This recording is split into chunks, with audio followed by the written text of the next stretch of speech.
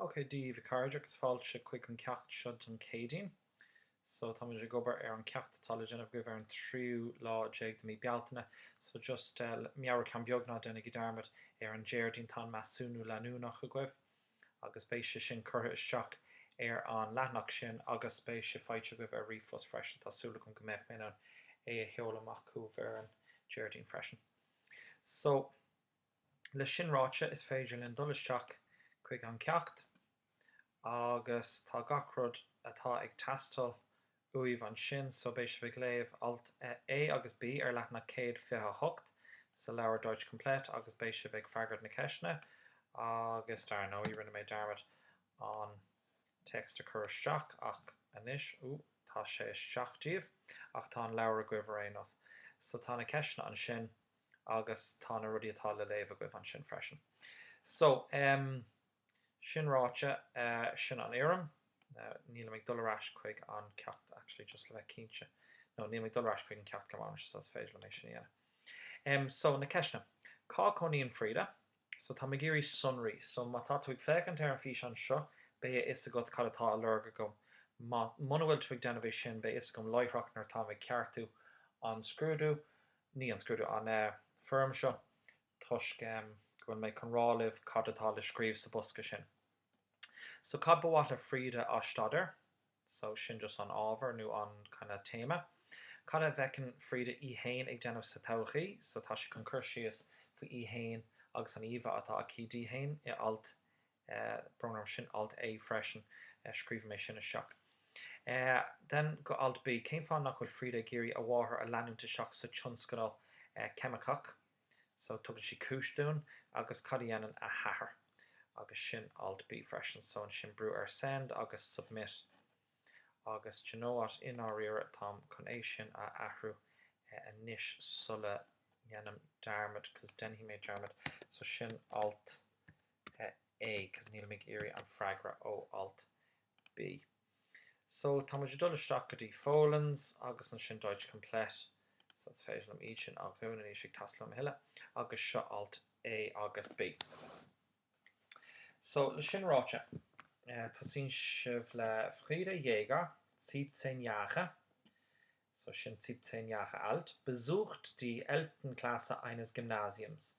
So sie besucht die 11. Klasse so tá si Klasse 11 so blina cuaig so libh eines Gymnasiums so sin an sa scoile in Halle an der Saale. Now, bei gach duine nachhuilig fécant ar seo ag astróid sin go dtí Halle ar an agus an sin ní lis acu, but an Saale sin an abhainn seo Halle an der Saale sin an Halle ar an Saal. So sin is cosú le you know, Shakespeare ó Stratford upon Avon sin an áit gurb así.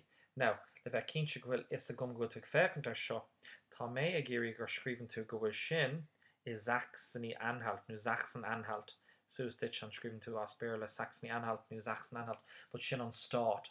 So Halle an der Saale sin sa stát Sachsen-Anhalt or Saxony-Anhalt. So now bé is a gom agus joí tú marcas a bhreis má scríbann tú Saxony-Anhalt nó Sachsen-Anhalt. So, natürlich habe ich mir schon Gedanken über meine Zukunft gemacht. So, Kindje habe ich mir schon Gedanken, wie mir ag smuoineh hanna féin.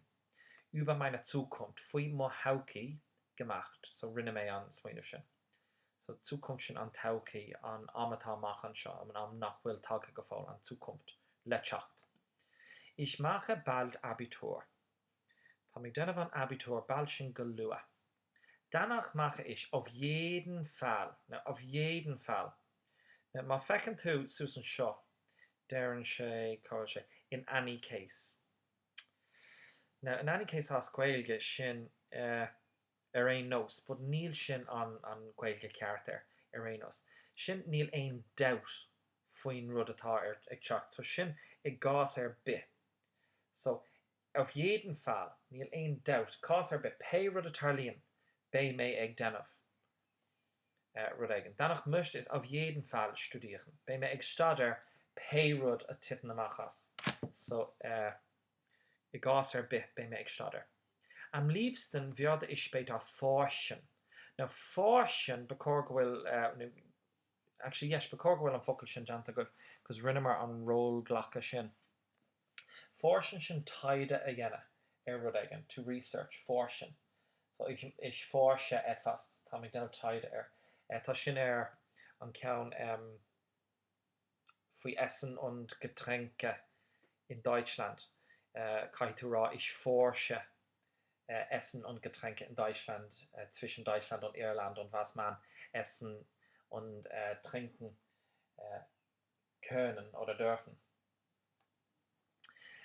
Danach haben wir, ich sehe mich im Labor stehen. So fecem mé héin im Labor stehen, im cheasamh is séhirlen, und durch Mikroskop gucken, agus ag fecen tríd Mikroskop. Deswegen sin mar sin, therefore, deswegen will ich etwas in Richtung Biologie studieren. Na rinne mar an focail Richtung an lún agus an March sa leibtuiscin Richtung sin an tro. So deswegen mar sin will ich bewatlam etwas rud aigen I dro beholiocht a Stader. So sin alltag. Ich kann mir aber auch vorstellen, now, becor makle vorstellen. Stell dich vor, sin curtu hain in orf, nu in curtu hain amachan sin, den cursi is food fein. Ach vorstellen sa cá seo cilíonse sin saulig. Now ní saulig mar imagine, saulig mar envision. Is féidirlum mé hain a haulu. Sin am vorstellen. So ich kann mir auch vorstellen, es féidirlum mé hain a haulu. In die Landwirtschaft zu gehen. Dullestak am Verm. Landwirtschaft sin am Verm. Wie mein Vater, Kasula Miad. Das hat ja auch mit Biologie zu tun. Tá rud aigen le Genef ege, leis an Verm, leis an Beholiocht. So, das hat auch mit Biologie zu tun. Tá rud aigen le Genef ege sin leis an Biologie. Tá sí in réir gra tá nasc. Na ní úsáid sí an focail nasc ach conéis sin ará níos deise. Tá nasc idir an Verm agus an Beholiocht cínse. Meine Eltern haben beide nicht studiert. So beiden sin an Birch acu. So níarna an Birch acu, nu an Birch de Mohisti ein Stader. So níl ein céimen a nu rud aigen acu. Mein Vater ist in seiner Familie in die Landwirtschaft hereingewachsen. So, hereinwachsen sin fástisteach. So, das maiad isteach leis an chlán, nu sa chlán san éireann. So, táiste grá gur rugad agus tóga sé an Verm agus dá sé isteach sa tionscadal sin, nu sa gníomhaíocht sin. Meine Mutter ist gelernte Friseurin. Na gelernte sin cálathe. Like learning sin fálam, gelernte rinne tú an fálam, so dálam tú. So is grúigere fálama aquí, so dálam sí, so tá sí cálathe. So is grúigere cálathe í. Das war damals ein guter Beruf. Wie sé an sin postma. So an kind of himplachta sin is níise postma a heile. The Kuscheigen, die Listen came from she raw sin, but tashi. Heute arbeitet sie in der Chemiebranche. Now, Chemiebranche sin tjonskadal na gemicán. So tjonskadal na gemicán. So an látá new ann tá sé gobar I tjonskadal na gemicán. Da macht sie aber jeden Tag dasselbe. An sin denne sie gachla an rud céine, dasselbe. An rud céine. Darauf hatte ich keine Lust. Sin ní raibh ein sime gom. So ní sé géirí an rud céine aanamh gachla. So, anis is féidir libh dulisteach chuig an ceisneoir sin, ná dénig darmid rud atá tasluim faoin cónaí, agus an sin na ceisna ragart brú send agus submit agus bé sibh deanta go dtí an masúnú leanúnach an